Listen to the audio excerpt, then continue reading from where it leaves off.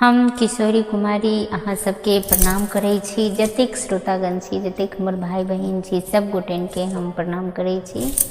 और आउ एक बाबा के सुंदर सा नचारी सुनबै छी जे एक गरीब भक्त बाबा भोला से कहै छथिन। वो आउ सुनल जाए। केहन लागत कमेंट बॉक्स में जरूर बताएब। अहाँ सब लाइक कमेंट शेयर जरूर करब। तो आउ सुनल जाए।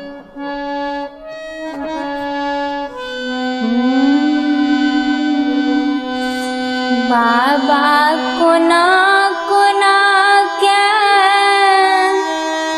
बाबा कोना कोना क्या दुनिया हाँ बन लियो, विधना लिख पढ़ लियो ना।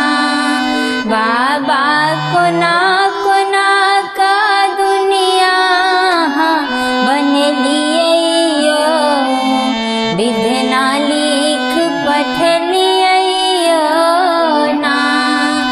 दानी कोना कोना का दुनिया हाँ बन लियो, विधना लिख पढ़ लियो ना।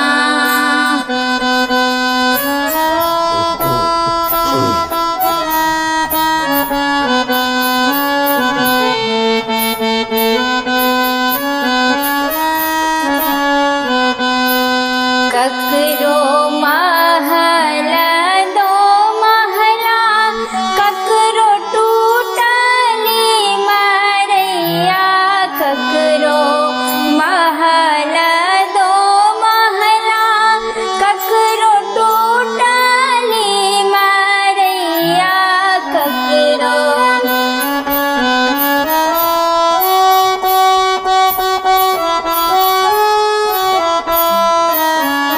ककरो महल दो महला, ककरो टूटली मरैया। ककरो टूटली मरैया। ककरो गाछ वृक्ष तर, ककरो गाछ वृक्ष तर जीवन बितलियो, विधना लिख पढ़ लियो ना।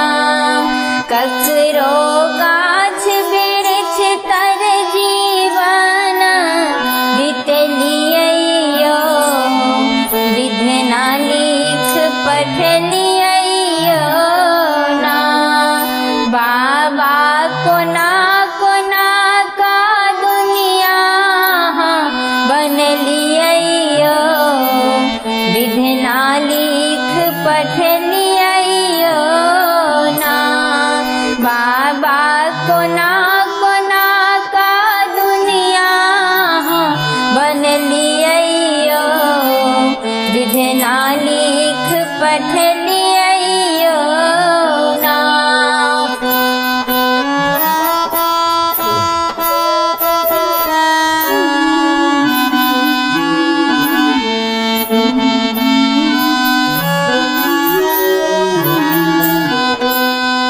ककरो बेटा पर सौ बेटी, ककरो बेटी पर सौ बेटा। ककरो बेटा